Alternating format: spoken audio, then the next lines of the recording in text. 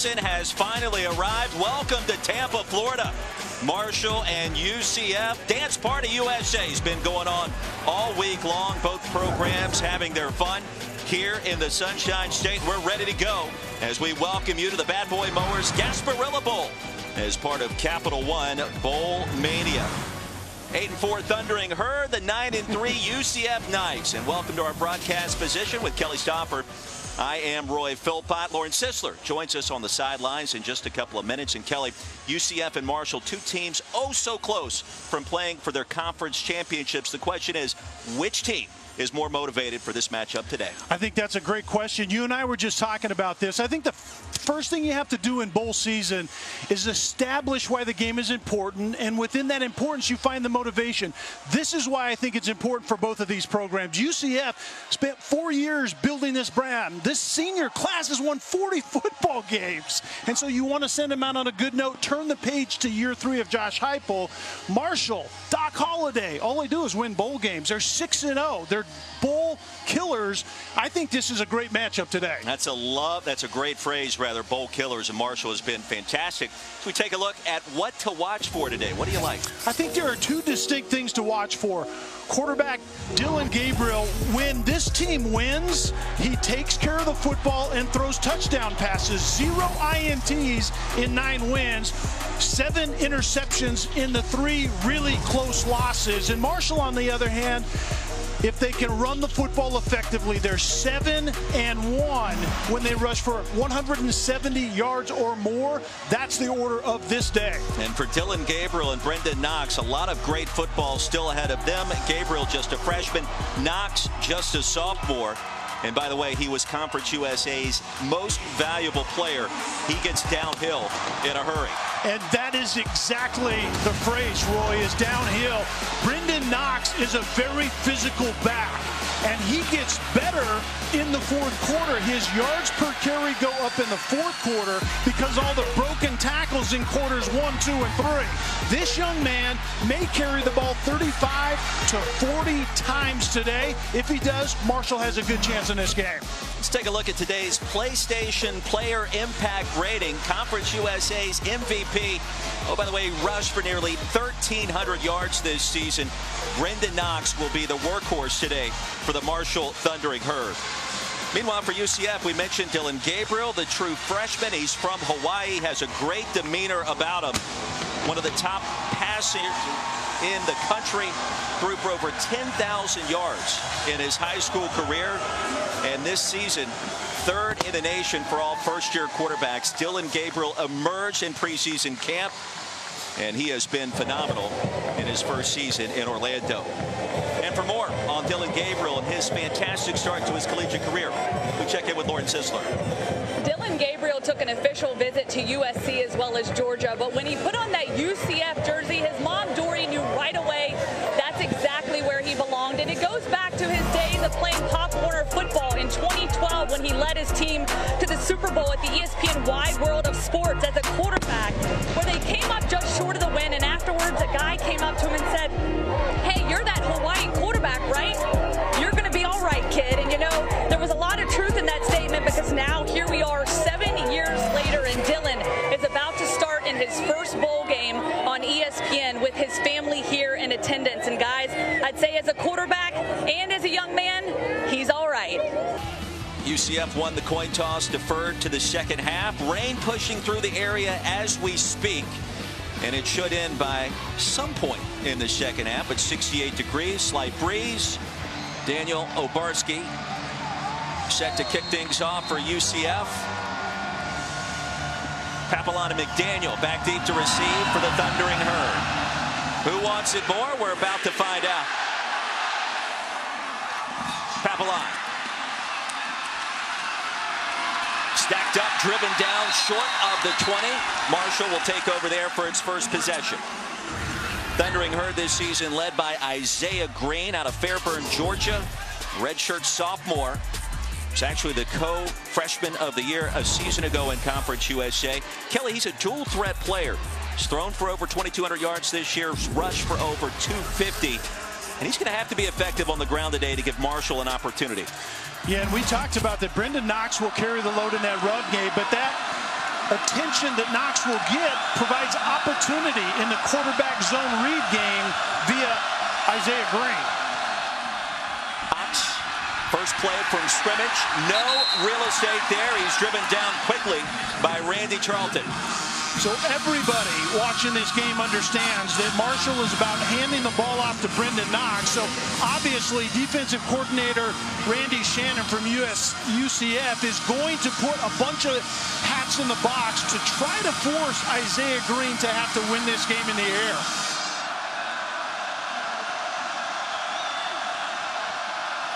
After a gain of 1. Green to the air, looking deep for Willie Johnson, and it's incomplete. So we take a look the first time at our impact players. Well, we've already talked about this a couple of times. For Marshall, it's running back Brendan Knox that gets better as the game goes along. Volume touches out of that young man today. And then the emotional leader, the linebacker, Nate Evans. You sometimes have to manufacture your own emotion in games like this. Find that motivation. For UCF, Nate Evans is that guy. Think about the Knights that played in some big bowl games the last 2 years. Beating Auburn, losing to LSU a year ago out in the desert. How motivated are they today against Marshall? Green on third down. Pass is going to be intercepted. Picked off by Richie Grant, and there he goes. Grant towards the end zone for a touchdown.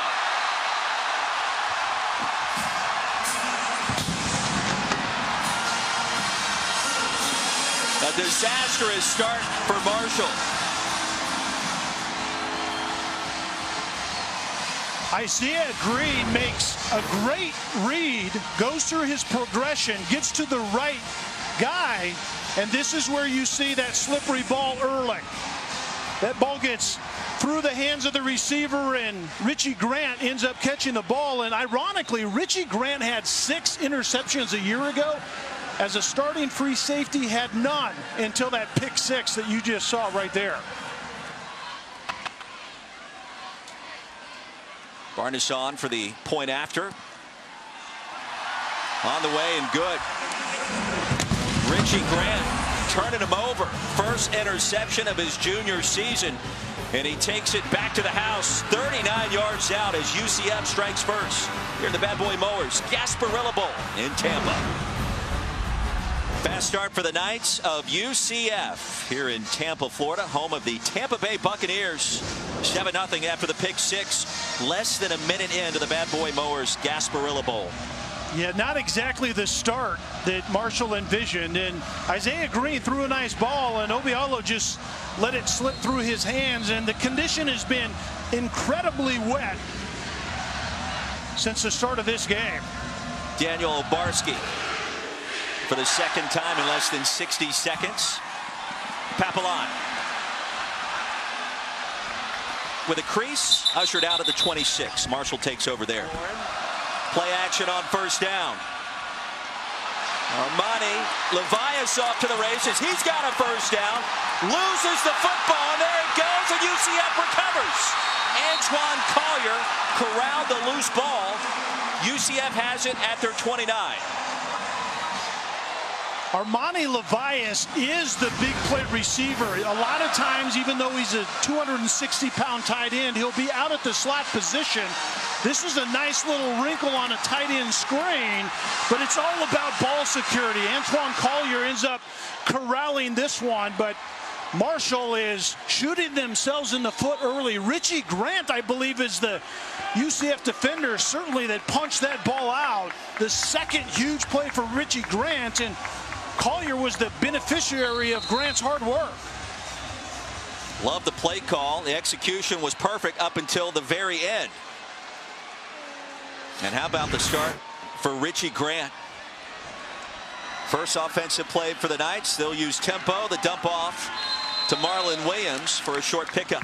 You were talking about the precipitation. It's all about the feel of the ball for all of the players. It's not really about footing yet, but it is obviously about the feel of the football.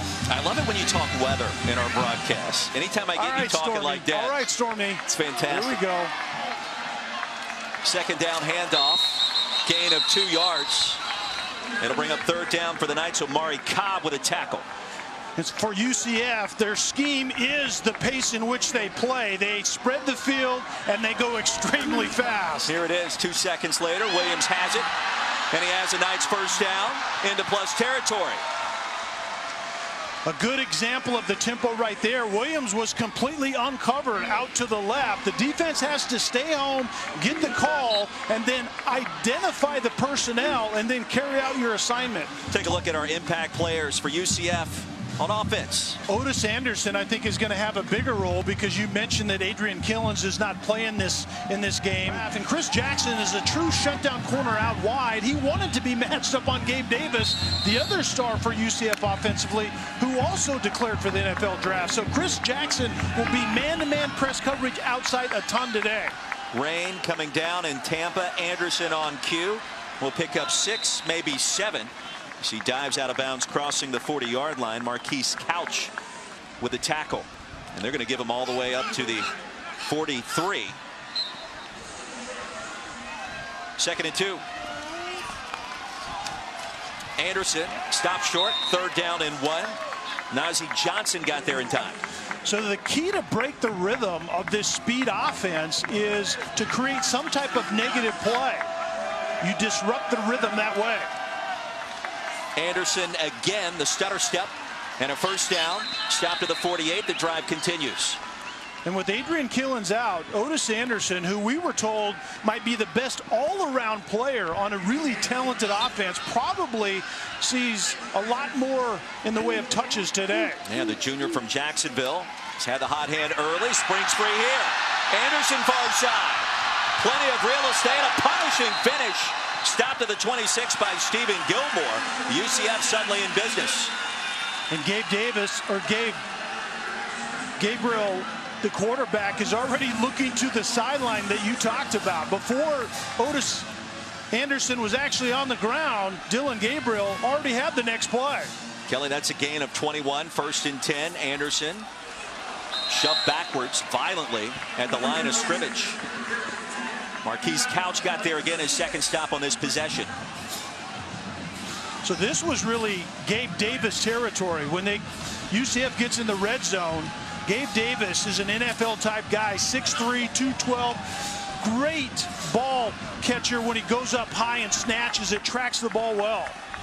Jacob Harris replaces Davis in the starting lineup. There goes McCray for the easy touchdown. From 26 yards out, McCray untouched.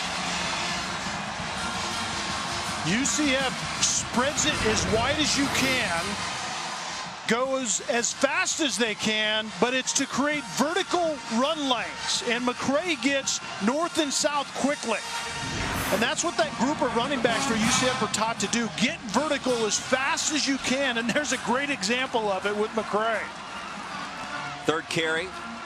That one reaches pay dirt, and UCF off to a fantastic start in postseason play once again. Greg McCray, the junior from Miami, reaching the end zone. Knights lead it by 14, just underway here in Tampa. Back in Tampa, 14-0 our score. UCF all over Marshall. American Conference versus Conference USA. 2 costly turnovers already for the Thundering Herd, resulting in the 2 scores for the Knights. Obarski, 3rd time we've seen him already. And Papillon runs it out again. Stopped hard at the 20.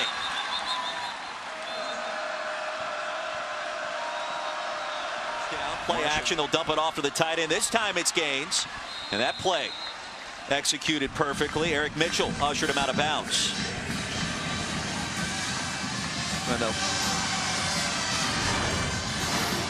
Last sequence, that penalty is Tunye, some extracurriculars. Yet I think that's just Tunye coming in late with the forearm shiver to the middle of the back and then the right cross to the back of the head. A crease for Knox, his first big gainer. He's going to pick up the first down after a gain of 10 yards. And you talked about it, Roy. You never know what's going to get an offense going. It's It's amazing sometimes the turning point in a game, and Marshall offensively hasn't done a whole lot right. They haven't hung on to the football in the pass game, got nothing going up front in the run game, and then all of a sudden the drive is extended because of that penalty, and 2 positive plays later, and here we are. Critical moment halfway through our first quarter. Thundering Herd needs some points. Now in plus territory. They'll swing it back, and that could be considered a lateral, and this may be a UCF touchdown. Tremont Morris-Brash picked it up, and I think they're going to give him 6.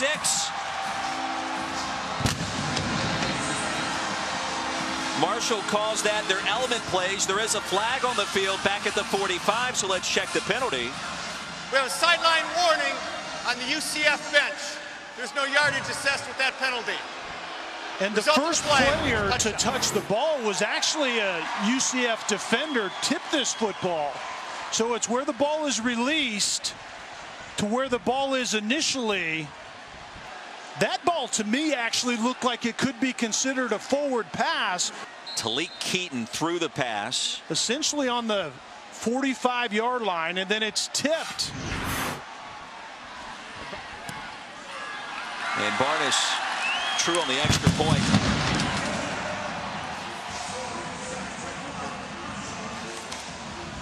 Eight minutes in. Knights in command. Fair catch called for by Papillon. Knights show a 5-man front. And Green. Little hop, skip, and a jump. He's got another first down. Banged down after a pickup of 11 yards.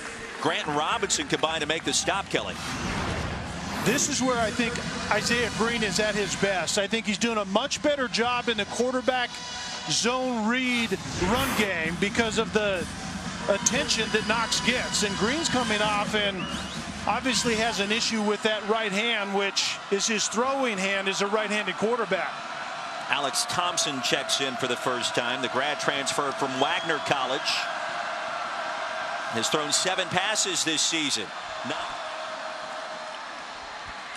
So after the penalty on 1st and 9, a gain of 2. Nate Evans, the tackle of Knox. So Thompson has gone through a couple of injury-prone seasons. Mentioned the transfer from Wagner College, had shoulder surgery after arriving at Marshall. Second time we've seen him for the Thundering Herd this year. Yeah, and Thompson comes off and Isaiah Green back on. And we'll just have to keep an eye on that right hand to see how. Actually, it's Xavier Gaines as the Wildcat quarterback. And he's going to throw it. Gaines eludes one defender. And he's going to lose a couple of yards. So Xavier Gaines arrived at Marshall as a quarterback, shifted over to tight end. We were alerted to the fact that he could throw it some in this game, and they tried to get him in the air there. Yeah, and I've seen him do it. He'll play slot receiver, running back. Wildcat quarterback is now Alex Thompson comes back in. But you will see Gaines about anywhere on the football field. That right arm being tended to by the Marshall trainers. It's Isaiah Green, the redshirt sophomore, off the field. And sometimes when you take a hit on that arm, especially the hand, it extends clear up into the forearm and elbow. Number 8. And in this case, it's his throwing arm. So that results in a first down. Vital to keep an eye on. Penalty against UCF on 3rd down will result in a first down for Marshall. Mike Cannon kind of snuck that one in on us.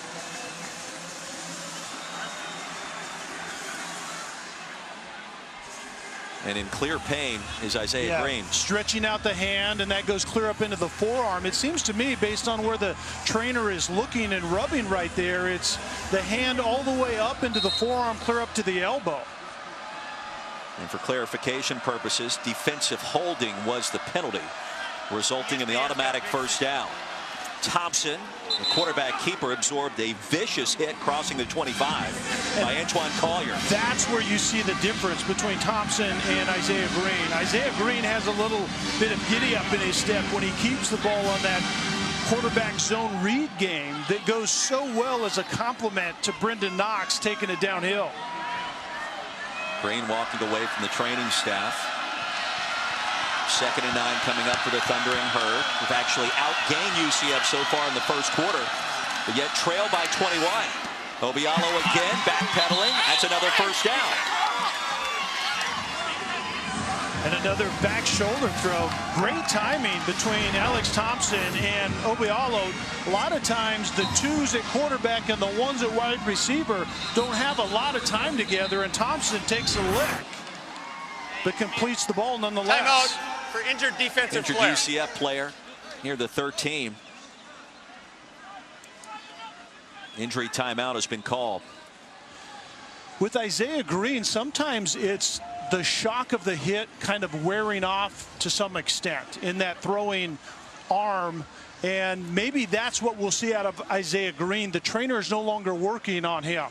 What if Thompson directs a scoring drive here? Then what do you do? I think you stay with the hot hand, but Thompson looks like he's enjoying this moment nonetheless. After all that, first down. Thompson, a gap run, stopped at the 10. Eric Gilliard got there, but he picked up 5 in the process. Alex Thompson coming in and providing a little bit of a spark. That quarterback zone read game is not really Thompson's strong suit, but he's been a nifty runner. 2 for 2 throwing the football since he came in for 21 yards.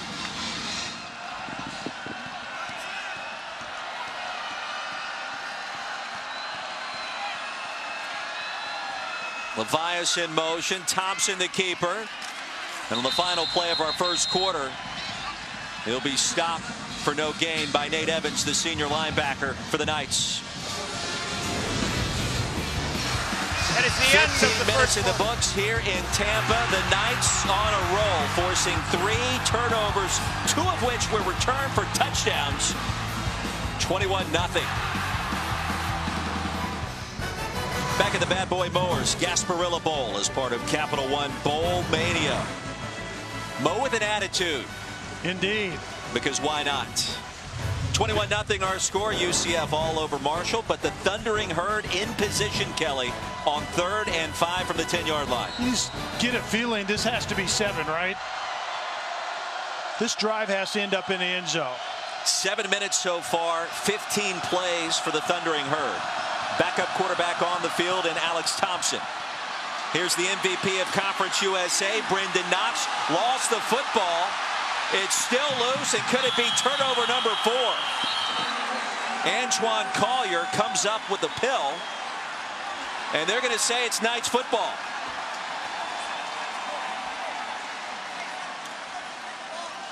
Collier definitely corrals the football right at the end, and it then becomes the same thing as if a catch inbounds. Knox's left knee down before the ball's out, and then the second question is, does Collier actually get the ball before he goes out of bounds?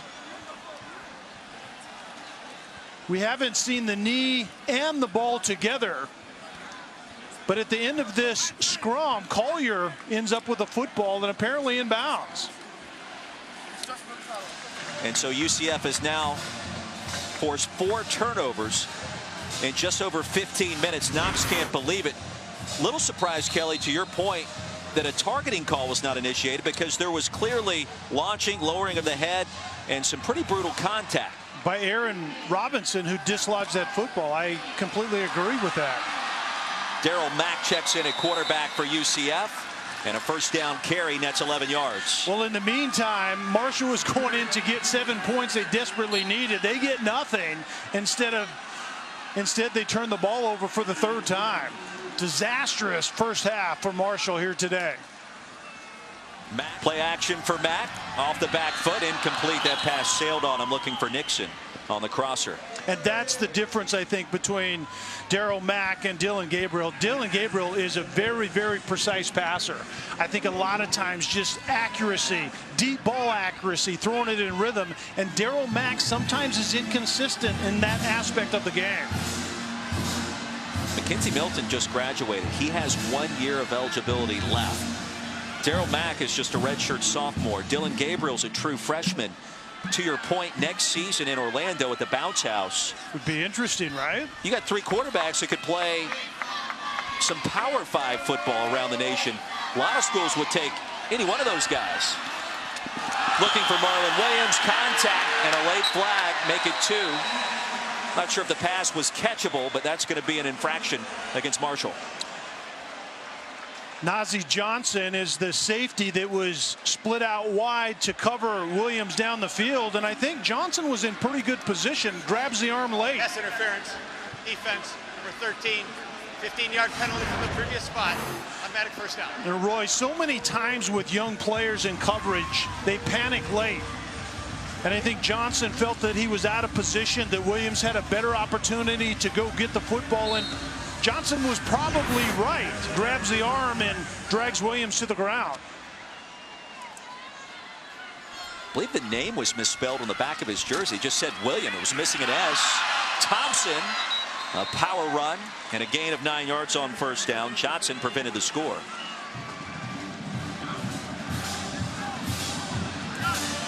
Here comes that pace. Incomplete. A lot of traffic there looking for Nixon. So with that pace and the RPO game that we just saw right there, you basically have to play press man-to-man coverage a ton. And that, in order to get enough hats in the box to defend that vertical run game. Mack remains the quarterback. Under duress, it's going to be picked off. Is this the spark for the Thundering Herd they're so desperately needing? Micah Abraham stays in bounds towards the end zone. Yes, indeed it is. Talk about a turn of events. Big plays galore in Tampa.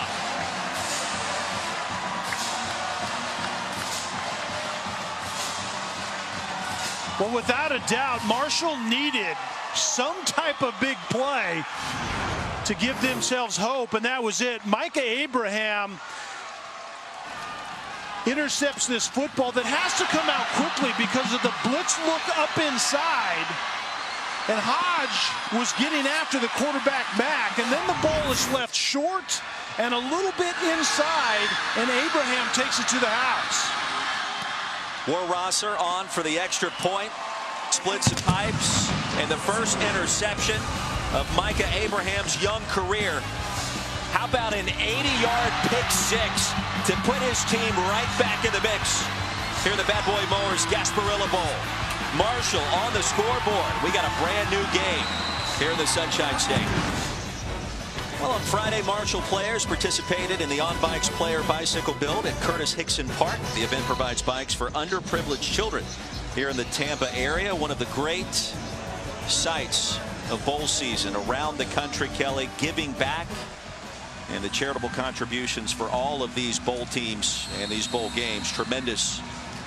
Kelly Stoffer, Lauren Sisler, Roy Philpott, turnovers galore. 5, in fact, already between these two teams. 21-7 our score. It's a fair catch is called for by Marlon Williams. And how about Abraham? One of 30 players on this Marshall roster from the state of Florida. Where's he from? Tampa. Off the carom. UCF pick up a first down. Trey Nixon bobbled it. Marlon Williams caught it. That'll move the sticks. You don't see that every day. Gain of 20 yards on first down. Dylan McCray. After a 3-yard gain, Couch got there first for Marshall. And for everything that's happened in this first half, 5 turnovers, including 4 by the Thundering Herd, still just a 2-score contest. Critical couple of minutes here at the end of the first half. McCray tripped up. It'll quickly bring up third down. Beckett with a stop. So Marshall defensively has handled the pass game from UCF quite well. The problem they had was in that explosive downhill run game. So if now Marshall can transition to defending the run better, they could be in great shape come second half. 3rd and 5. 3-man front for Marshall. As Couch backs off the line of scrimmage. And now he comes. Couch sniffed that one out. Hard collision. McCray stays alive. He's going to be short of the line to gain. Devontae Beckett with a forearm right in the chops of the ball carrier. Devontae Beckett has played an outstanding game, forced 2 hold penalties, and then demolished that speed option to the right side. And on 4th down, Josh Heupel going to roll the dice. Knights need 3 to keep the drive alive. McCray flanking Gabriel. Dylan Gabriel, the freshman, to the air. Harris is open, and it's incomplete. And the Marshall defense makes a critical stand. Chris Jackson in coverage.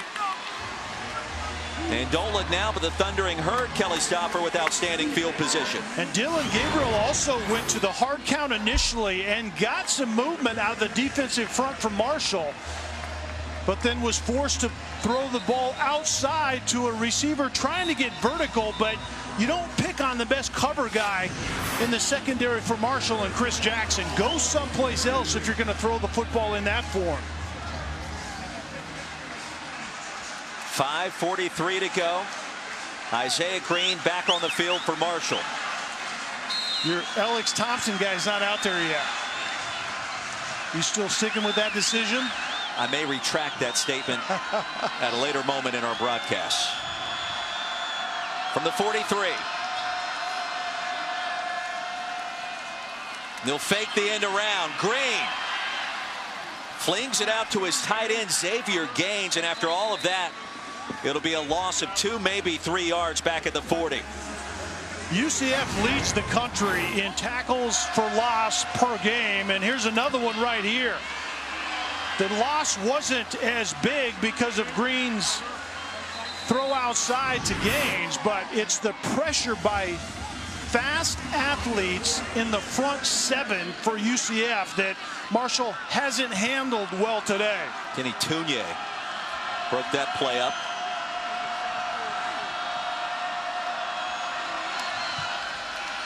Delayed give. Brendan Knox. No running room. Kenny Tunier again ready and waiting. The runs to the perimeter and delayed runs like that, delayed draw right there, I think you're playing right into the strength of UCF defensively. It's speed and athleticism that is having an effect on Marshall up front offensively. They're getting off blocks and getting after the football. No doubt about it.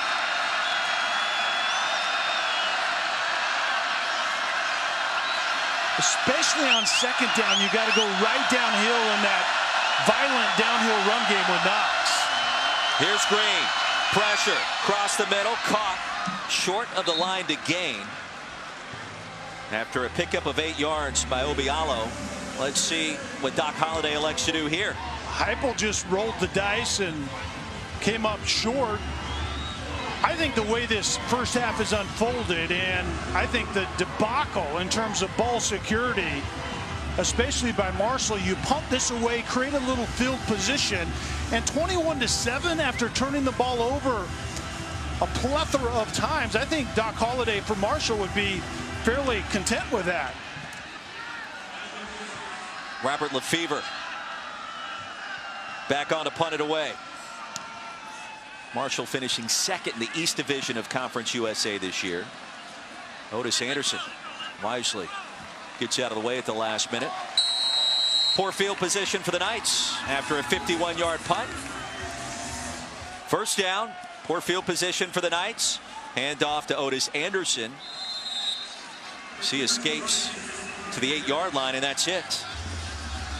So approaching 3 to play in the first half. If Marshall can force a 3-and-out here, it really changes the complexion. Josh Heupel told us yesterday, hey, we've had great practices. We feel good about our preparation.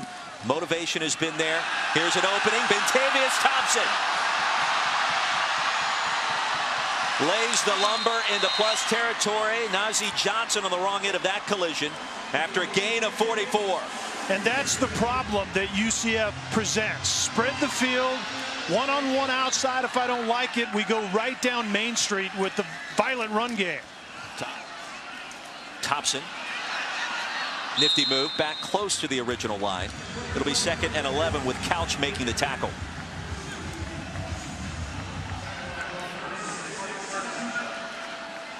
Knights with all 3 timeouts remaining. Williams breaking open on the crossing route.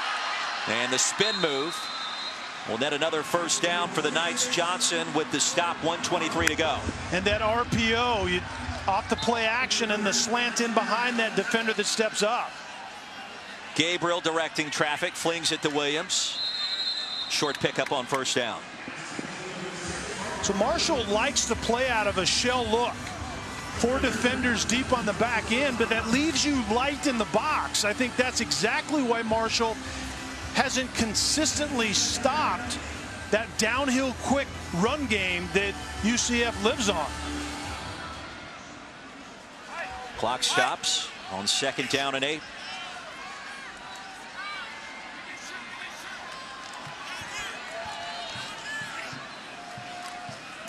Gabriel, play action. Falling down to make the reception. Close to another first down is Otis Anderson. It'll be 3rd and short.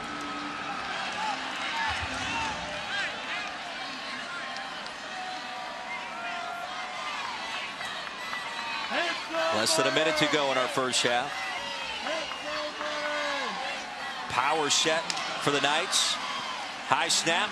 And that blew that play up from the get-go. Thompson dropped for a loss. That was a nice save by Dylan Gabriel, because that was destined to go about 15 yards past him. He gets his mitt on it, corrals it, and still hands the football off. The misnomer about this offense is the fact that UCF spreads it out and goes fast and throws it all the time. Actually, it's not that at all.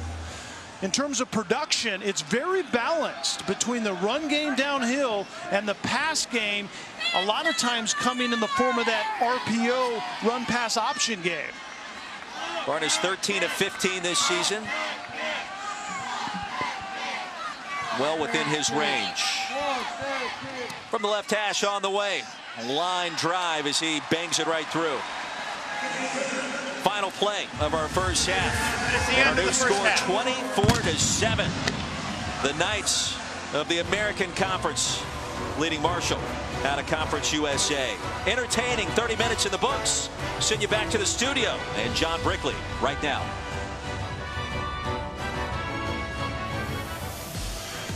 Welcome back to the Bad Boy Mowers Gasparilla Bowl as part of Capital One Bowl Mania. Beautiful Tampa, Florida. The sun is out. The rain has moved through. We're just about set, ready to go inside of Raymond James Stadium for half number 2. UCF leading Marshall 24-7. With Kelly Stopper, I'm Roy Philpott. Lauren Sisler joins us on the sidelines in just one moment. 5 turnovers between the two teams in the first half. Your reaction to the first 30 minutes that we've seen? Yeah, the offenses were certainly in the gift-giving mood in that first half. And I think Marshall's defense actually held up quite well under those circumstances. 21 of the points that UCF has were off the turnovers. This is my big question in the second half for Marshall, however. Where do they get their own points offensively?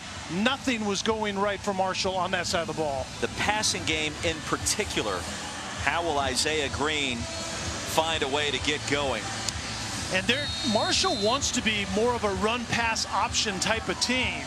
And we just didn't see much of that at all in that first half. Vintavious Thompson back deep to receive. Our second half kickoff. It'll be a touchback as we check in with Lauren Sisler. Yeah, and talking to Coach Heupel going into the locker room, he said his football team made a lot of uncharacteristic mistakes, and a lot of that he pointed to was weather. It was sloppy, and a lot of penalties in that one. He said his team just needs to really settle down here in the second half. As far as Dylan Gabriel, he said he's very impressed with how he's performing. So far, so good. He likes his confidence level. Well, the good news for Marshall, I think, and really both quarterbacks, is Stormy Philpott says the field conditions should be better in this second half. So we'll see if Stormy's forecast holds up. Well, the sun is peeking through as we indicated, so a natural drying process should occur on the newly sodded field here at Raymond James Stadium. And it's all about the football. It's about the football first and about footing second. And those that handled the football in that first half didn't seem comfortable. Did you just call me Stormy Philpott on national television? I did. That's where we are. First down, jet sweep. Otis Anderson stopped at the 31 by Micah Abraham. Frenetic pace that UCF plays with. Marshall, I thought, adjusted quite well. defend the one-on-ones outside when you get extra hats in the box inside. Anderson motions out. UCF without the services of Gabe Davis or Adrian Killens. Anderson says that's just fine. He'll pick up another first down. Close to midfield, stopped by Morrell. Instead of handing it to Otis Anderson, you go empty in the backfield and throw him the football out wide. That's a new wrinkle that we didn't see in that first half. This will be the first Christmas and really New Year's that UCF has been able to spend with friends and family after a couple of big-time bowl performances. Looking for Harris. Some contact, and the pass falls incomplete. Nazeeh Johnson in coverage. Dillon Gabriel actually went to the wrong side. There was a stutter go at the bottom of the screen by Trey Nixon that absolutely blew past the coverage. If Gabriel was looking to the right side, he has a walk-in touchdown to Nixon if he just drops it in his pocket. I mentioned the quickly approaching Christmas holiday, and talking to the staff and players yesterday, they all were very excited about getting some time with friends and family after all those incredible bowl performances. On second down, Thompson stopped at the 35 as we check in again with Lauren. Hey, Roy, we were having that conversation about Christmas, and really the team lit up. Coach Heupel really lit up when we asked him what he'd be doing for Christmas this year, and he said, well, I'm going to make the short drive back to Orlando, and I'm headed straight for the swimming pool. I told him to watch out for that cannonball. That's right. Knights 3 of 9 on third down today. His whole demeanor did change when we asked him about it. It's been a long couple of weeks with signing day and everything else happening at this late hour in the season. Pass intended for Nixon, and that'll bring up fourth down, and now decision time for Coach Heupel and company. You're in that area on the field that I think now it makes sense to go for it. You don't gain a lot if you punt it. It would be a rocket shot if you tried to kick a field goal right here. So why not go ahead and roll the dice? He did in the first half once already. Hescock in motion. They'll dump off the screen pass. Real estate. Anderson. End zone for the touchdown. Brilliant play call on fourth down and 7. The end result's a 35-yard pitch and catch. Well, Josh Heupel, the head coach and play caller, is seeing exactly what you said. A pressure look by Marshall defensively. You motion a tight end out wide to confirm that pressure look, and then you release Otis Anderson, the running back, instead of keeping him in pass protection. Free release him, and he's completely uncovered and has the speed to get in the end zone. Josh Heupel told us this year, Anderson may be our best football player. His versatility on display so far today. He's carried it 8 times for 41 yards. He's caught 5 more passes for 69 in that last touchdown. So note the hats in the box for Marshall defensively. And then Otis Anderson at running back can either pick up one of those potential blitzers, and that extended look by the offense allows, and then you're going to see a little motion pre-snap, further confirms the man-to-man, free release, Otis Anderson out wide, and he's completely uncovered. Anderson, the junior from Jacksonville, as UCF opens the second half, the quick scoring march, 31-7. This Knights senior class trying to win its 41st game already, the winningest class in UCF history. Gaines motions to the other side, lines up in the slot. Handoff Knox. One of his longer runs of the afternoon. A late flag on the field as he picks up the first down. Busy afternoon for our Big Ten officiating crew led by Mike Cannon. Personal foul, face mask, defense number 27. 15-yard penalty added on to the end of the run. First down. Well, Knox induces the stiff arm, and Richie Grant, number 27, the safety, reaches out and grabs whatever he can. Left hand underneath the face mask, and really it was because of that Brendan Knox yards after contact stiff arm. A 9-yard run, 15 yards in penalties. You do the math. Quality pickup for Marshall.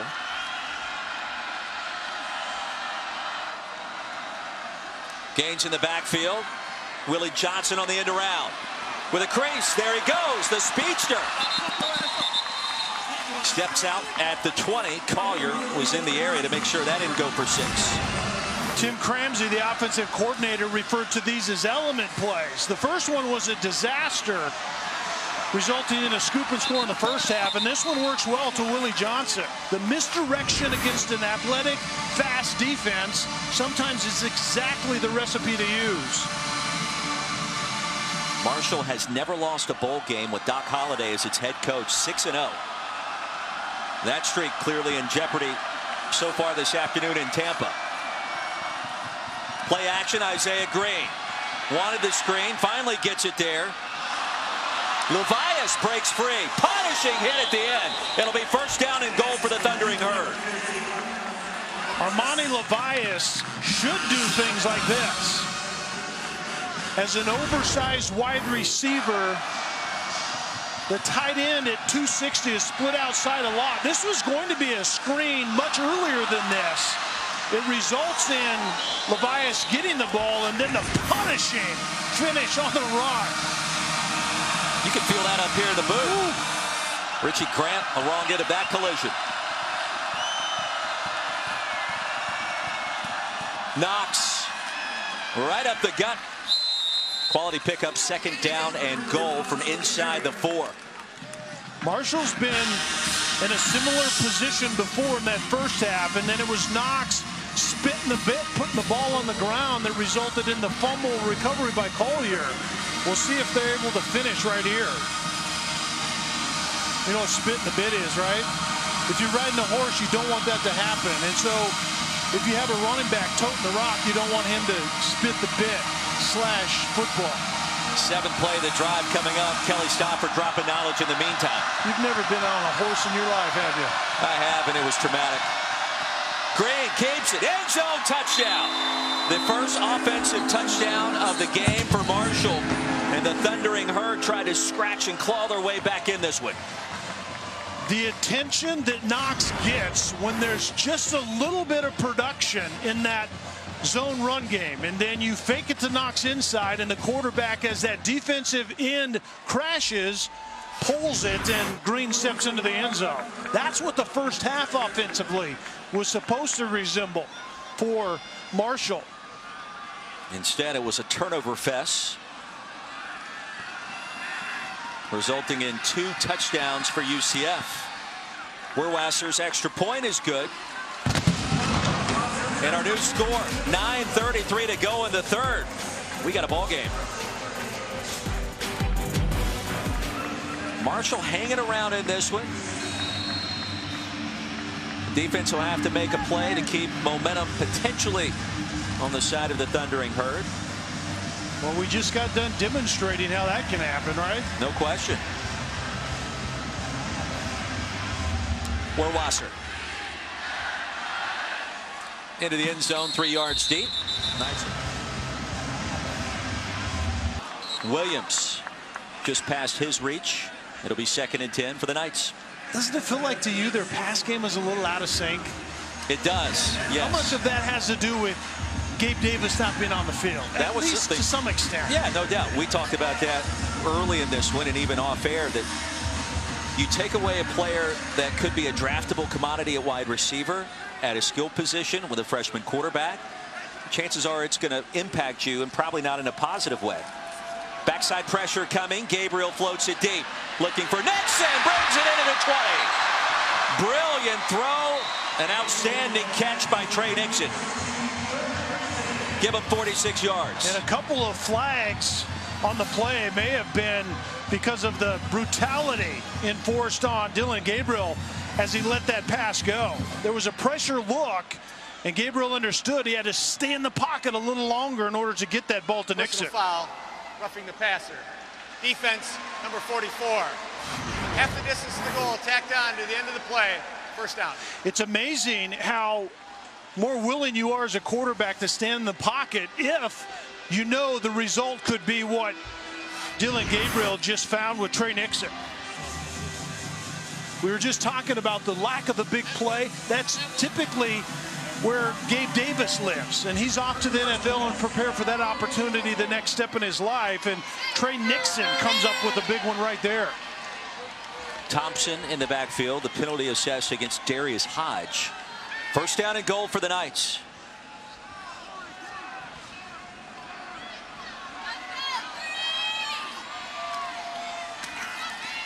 Gabriel tried to get to the edge. He couldn't after a short pickup.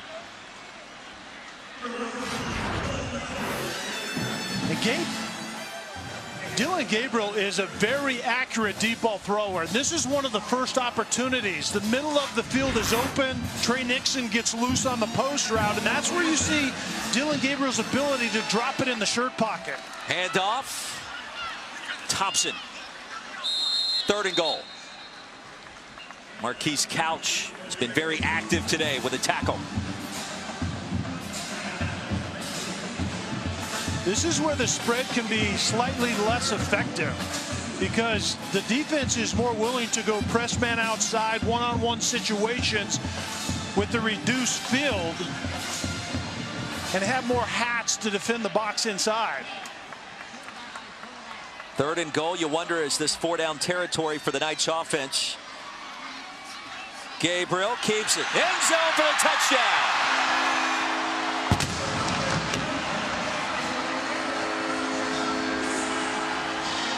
Flags on the field and some extracurricular activity going down to the back of the end zone, and you don't want to see that. And I think Tavante Beckett has completely gone off the rails. He hit Dillon Gabriel extremely late. The type of hit that may get Beckett kicked completely out of this contest. And Kelly, this is one of the few times all season we've seen Gabriel lose his cool, and perhaps in this situation it's warranted.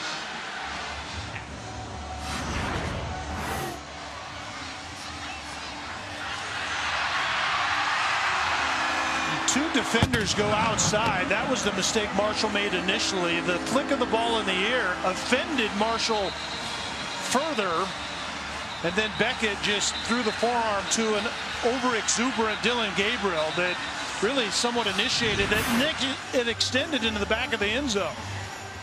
After the play's over, we've got 3 fouls that will all offset. Unsportsmanlike conduct, dead ball, unsportsmanlike conduct on the defense, number 4. Dead ball, unsportsmanlike conduct on the offense, number 77. Dead ball, unsportsmanlike conduct on the offense, number 89.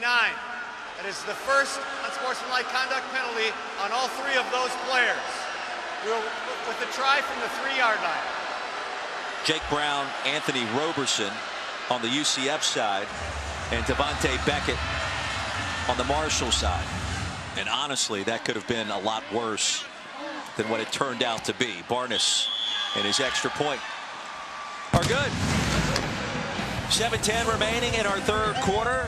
38 points on the board for UCF. And a 24-point advantage as Dillon Gabriel reaches the end zone. Knights in control in Tampa. Well, welcome back here in Tampa, Florida. 38-14, UCF leading Marshall. The Bad Boy Mowers Gasparilla Bowl, Capital One Bowl Mania, rolling along quite nicely as college football's postseason has finally arrived.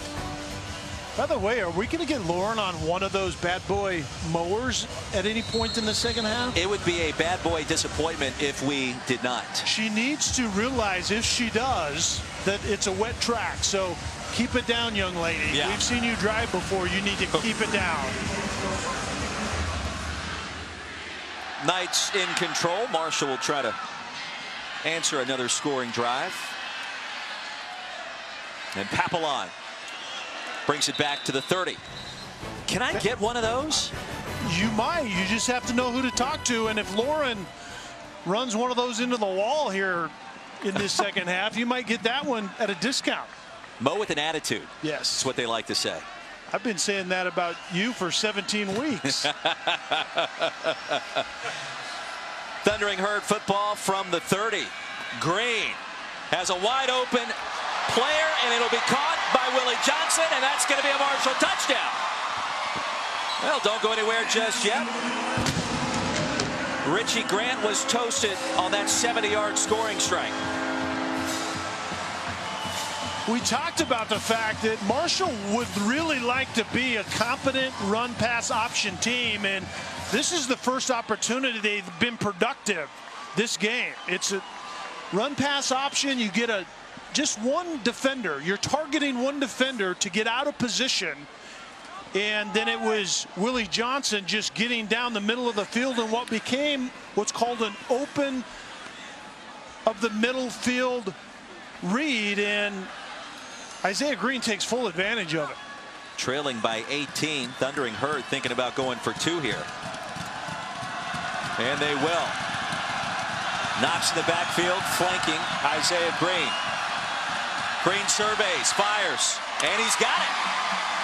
So Marshall connects on the 2-point play. Obialo reels it in near the back of the end zone, 38-22. And Obialo was your motion guy. He's coming in short motion. He's going to work his way across the field, and he's actually the secondary read by Isaiah Green. But you're going to see Willie Johnson, the subtle play action pass in the backfield. Middle of the field is open. The extra safety, Richie Grant, is late getting over there. I saw Michael Thompson catch that touchdown from Drew Brees on that same play yesterday. Gets lost in the back of the end zone on that crossing route with the short motion.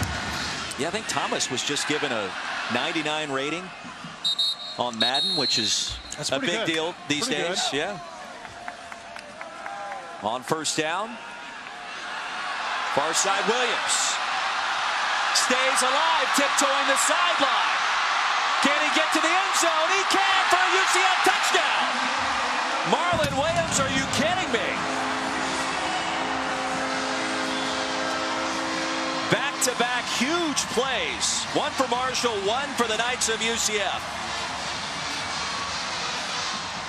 Well, the concept can't get much simpler than it was right here for UCF. The quick throw outside, the quick screen, and then a bad angle by the true freshman safety and Micah Abraham, and you leave the door open to Williams, and he ends up in the end zone. That's what speed looks like everywhere on offense, and UCF has that. Josh Heupel said yesterday he's not talked about enough. And he was referring to number 6 on offense, Marlon Williams, who's lost the majority of his name on the back of that jersey.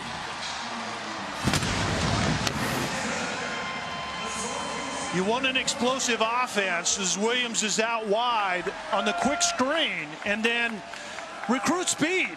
Timeout for injured player. 21, Micah Abraham takes a bad angle. It was a decent block outside by Jacob Harris, the other tight end, and then it's speed in space kills, and you saw it right there. Daniel Obarski sends it short to Papillon. And a nifty return as he twists and turns his way across the 40. From the 49. He'll stay on the ground. Knox bursts through the hole, crossing the 45. Eric Mitchell stopped him, but Brendan Knox all of a sudden picking up some steam. That's his MO.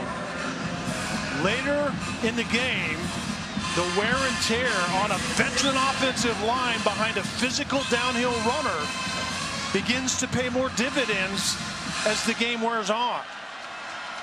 Knox, Conference USA's MVP, was a 4th stringer starting last season. Green lost the football, jumped on it quickly. He'll lose a couple.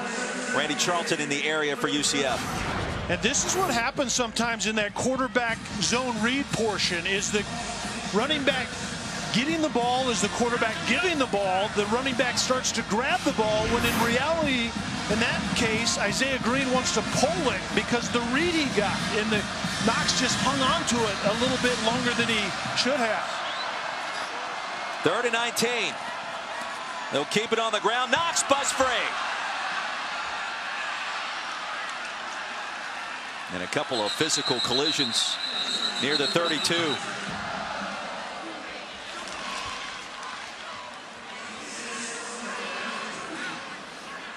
So on 4th down, Marshall set to attempt a long field goal.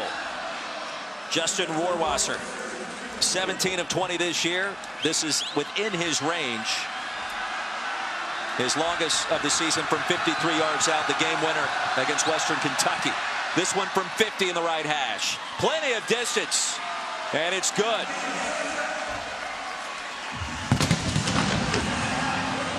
(45-25). 1:08 remaining now in our third quarter. UCF will get it at its own 25.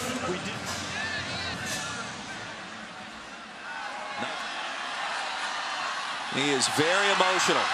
Anderson picks up another UCF first down around the left side. And there's a theme here offensively for UCF. Speed takes away defensive angles, and you saw it right there out of Otis Anderson. It's a gain of 18. Knights now approaching 500 yards of total offense. Gabriel, quick screen game, and a short pickup on first down as Marlon Williams makes his 7th catch of the night. And remember, that was the long touchdown by Williams on that exact same play. This time it was defended well by Chris Jackson in particular. Love the fact that the back of his jersey where Williams should be, it just says just like an I and an L back there. You know it's been a good game when you've been playing so hard that the actual letters on the back of your jersey have been ripped off. McCray tried to reverse the field, couldn't do it, stopped by Beckett. It'll bring up 3rd down on what could be the final play of our third quarter. 45-25 our score. 15 minutes remaining here at the Bad Boy Mowers Gasparilla Bowl. We'll see if Marshall can try to make this a football game. UCF right now in control. 1 quarter to play here in beautiful Tampa, Florida.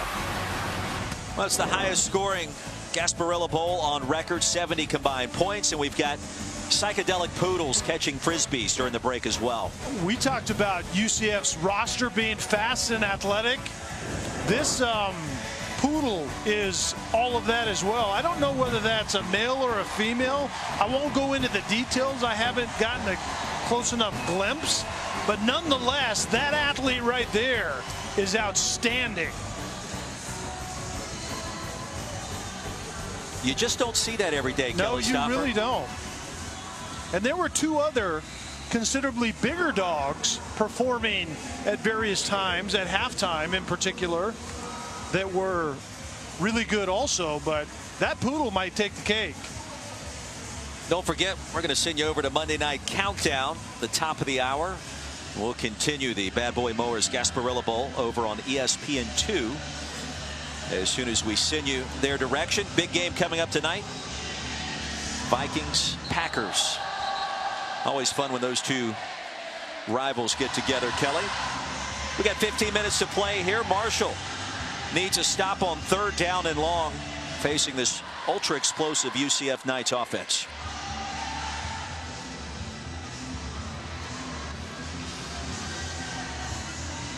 Now penalties a bit of an issue in that third quarter.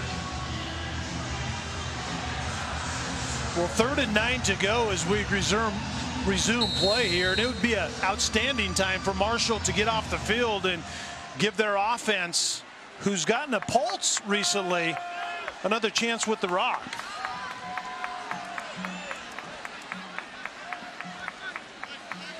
First play of our fourth quarter.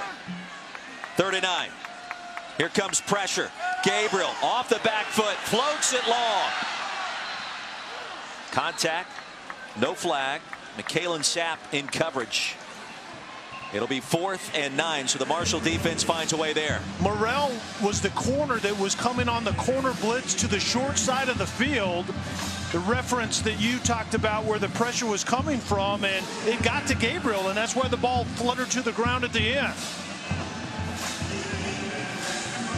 So Marshall with just under 15 minutes to work with, trailing by 20. Talik Keaton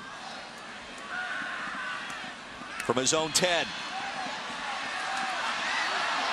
Crossing the 25. And a nice return, stopped at the 32. Pistol look for Green. He'll roll the pocket. And now he reverses field.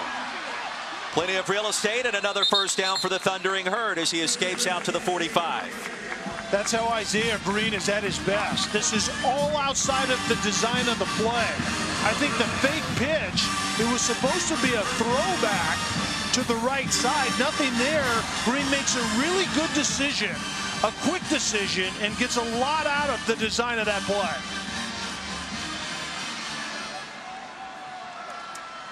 Green much more productive in the second half. When the rain stopped, floats it. Obialo was open, but no, it's going to be picked off by Collier. Antoine Collier still running into Marshall territory. Ushered out at the 35. Fourth interception of the season for Antoine Collier for UCF. Miscommunication. Obialo was continuing to go vertical outside, and the way Isaiah Green threw this football, it was as if he was anticipating Obialo going to the post. There was really no reason to do it. Antoine Collier is a two-deep safety to do exactly this. The run-pass option was meant to influence Collier and allow Obialo to get behind him. There was no influence, and that ball didn't come out of the quarterback's hands very good either. It looked like that slipped, and Green could not get it outside, and it is slightly raining again here currently. Over 800 yards of total offense. UCF over 500 by itself. And a reminder, I'm going to switch over to ESPN2 here at the top of the hour as we send you the direction of Monday Night Countdown and a big battle brewing between the Vikings and the Packers. No, second and goal from the 15. Mack replacing Dillon Gabriel. We were told he would play a couple of series tonight, and he has. Upended after a 2-yard gain here. Devontae Beckett got there first for the Thundering Herd. You're impressed with this UCF team and what we've seen tonight. The motivation has been there. Yeah, the execution has as well. That was the big question. We talked about it leading up to this game for days, is how motivated is UCF going to be when they basically have built a brand under Scott Frost and now Josh Heupel to be in that New Year's Six game representing the, the G5 spot in that group. And when you're not there, then what? When you lose 3 close games by 7 points, then what? They've showed up here today. Third and goal. Mack, back shoulder toss to Harris. He's out of bounds and incomplete. Harris needs to give his quarterback more room. He allows the press coverage defender Chris Jackson to force Harris outside, and there's nowhere to throw this football. You have to press into the press coverage, give your quarterback a lane outside, and then the quarterback can drop it into the back of the end zone by that pylon.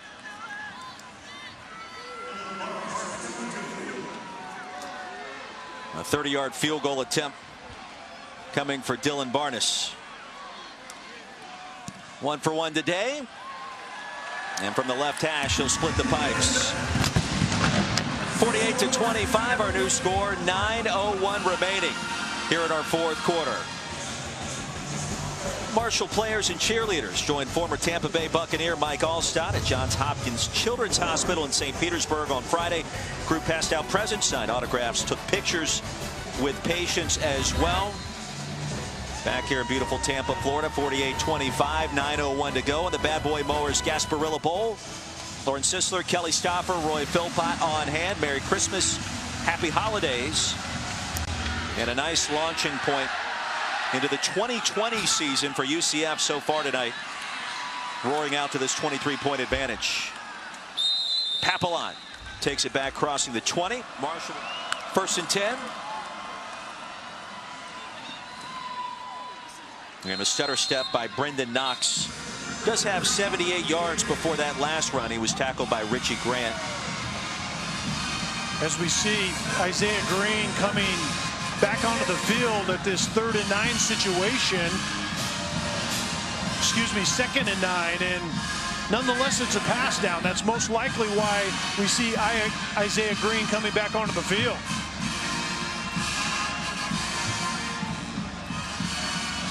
Halfway through our fourth quarter. 4 first-half turnovers for Marshall. One of the big stories in this Bad Boy Mowers Gasparilla Bowl. Orange sister Kelly Stauffer, Roy Philpott on 2nd and 9. All kinds of time for Green. Finally pressured by Nate Evans as the pass is out of bounds. That was a great job of Isaiah Green, kind of applying the knowledge he gained in the first half. Nate Evans was not going to allow Isaiah Green to get outside the pocket, as we've seen Evans and Green mix it up in the game up to this point, and I think that was kind of a makeup point right there, slapping each other on the backside and saying, I'm sorry about that, but Isaiah Green rightly throwing the ball away. 3rd and 9. Sidearm delivery as Gaines corrals it. Close to a first down. It's going to bring up 4th and short. Nate Evans has been so active tonight. Limits the gain to just 8 yards. Nate Evans, 11 stops, including 1 sack and a tackle for loss this evening for UCF in his final game with the Knights. And I think they're actually giving Marshall the first down, giving the line to gain. It did not look like he made it from our vantage point. No, he was short. It's a Festivus miracle for the Thundering Herd. Looking for Gaines. He was open. And Green sailed it past number 11. Green simply just has to put a little more air under this football. That's at least the 2nd time tonight where he drives the football as opposed to giving a little air that allows your receiver to adjust to it and run under it.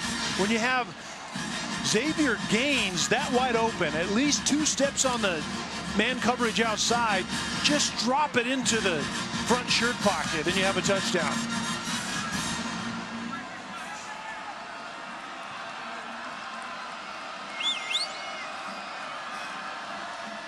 Knox up the middle and a big gainer. Plows his way ahead to the 30-yard line. It'll be 1st and 10 after a 22-yard pickup. This was supposed to be the main staple of this game plan. We've seen it at times. We just haven't seen it consistently enough in order for Marshall to make hay on the offensive side. But Brendan Knox typically gets better this time in the game. It just, Marshall hoped this game would be closer at this point. Knox now over 100 yards tonight. Try to add on to that tally here, and he will by just 2. He'll step out after a short gain. You have the infrastructure for Marshall to have a really nice team coming back next year. They need to find something outside in the wide receiver position. They lose Levias, the multi-purpose slot receiver, but the rest of their playmakers are coming back on the offensive side. By the way, that's the biggest slot receiver in the history of slot receivers at 260. Looking for Levias on cue there. Marshall also brings back a very veteran offensive line. They'll lose Levi Brown, the center, a 5th-year senior, but they bring a lot of starts back, which I think made Marshall much better this year compared to last year. Was the experience they brought back on the starting line of scrimmage allowed them to get that run game built around Brendan Knox, and now it's a matter of Isaiah Green taking the next step in the pass game. 3rd and 8. Got to believe Marshall not thinking about a field goal here. Green will buy some time, fling it. And at the 2-yard line, that pass was batted down. Take Allen in coverage, working against the massive Armani Levias. And I think that was the design. Armani Levias is 6'4", 255 pounds and jockeying for the rebound. But you got to use some of that 6'4" and get off the carpet a little bit.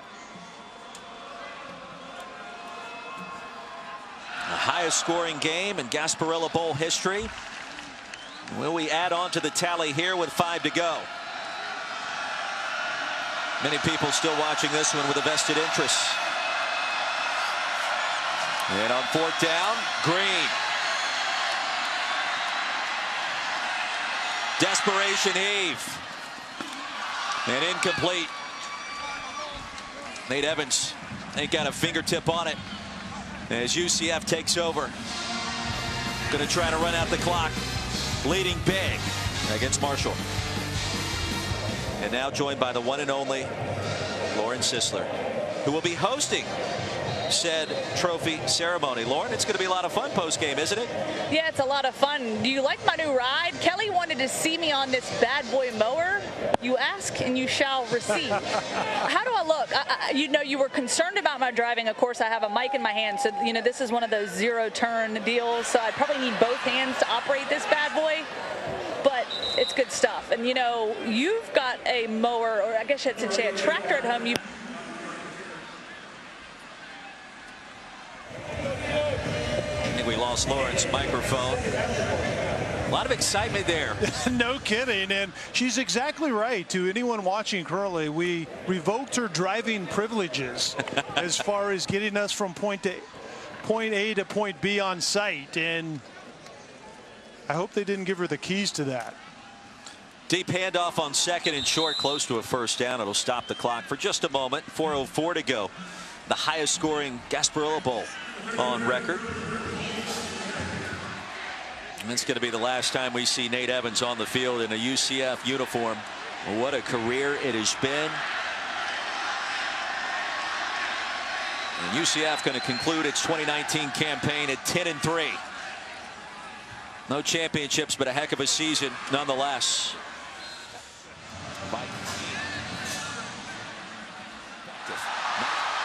Another long run for UCF. Trillian Coles towards the end zone. And he'll be stopped just short. It'll be 1st and goal with 1:16 remaining. Gain of 38 yards. And it doesn't take much of a crease, but as Nate Evans comes back in the game to try to pay off this drive, and trust me, the crowd here was very aware of number 44 getting 1 touch. Imagine what we'll hear if Nate Evans can get in the end zone on this drive. Nate Evans tonight has been a one-man wrecking crew on defense. He's loved his career at UCF. He said, we've been making memories here for 4 seasons. We're hoping to go out with a bang. How big would this be? Stretching across the goal line. Did he get there? No official indication yet. It'll be 2nd and goal. Nate Evans actually has a decent feel for the run game. It was designed to go a little bit further to the right. Certainly we're going to leave Nate Evans in the game to pay this off, right? And then he slid to the left. And actually this might be reviewed. We haven't heard that the replay booth is going to take a further look at it, but Evans made a great attempt of stretching that ball across at the end. And that's going to be the last play of the game, I believe.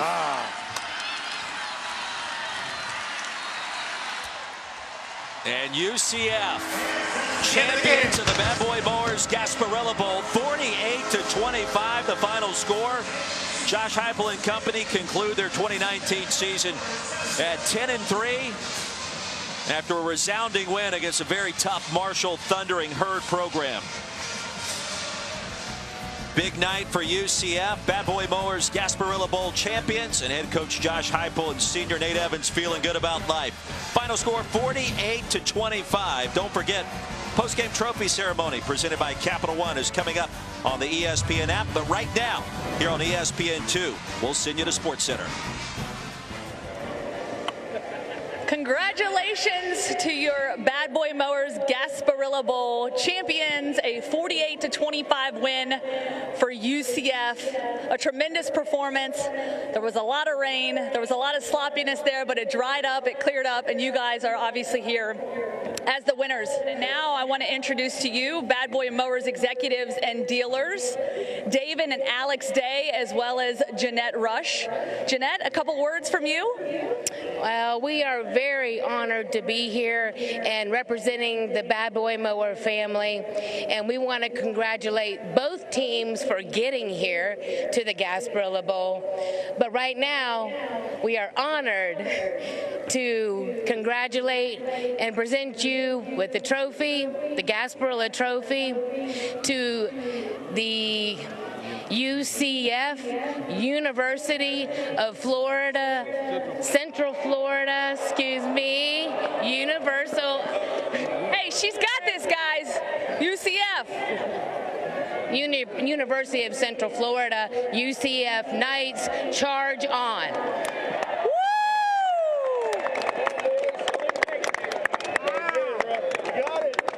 And standing by here, I've got Coach Heupel, the head coach of this football team. What's up, guys?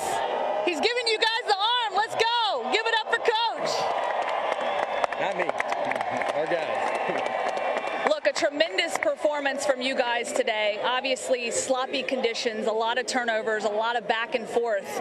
Speak to the resilience of your football team to go out here and get the job done and come out with the way that they did. That's how our kids have been all year long. It's one of the pillars of who and what we are inside of our program. Our kids are competitive, resilient, and continue to play football. And they play for one another. We've got a great brotherhood inside of our locker room, strong culture. It's the foundation of what we are, and it's only getting better.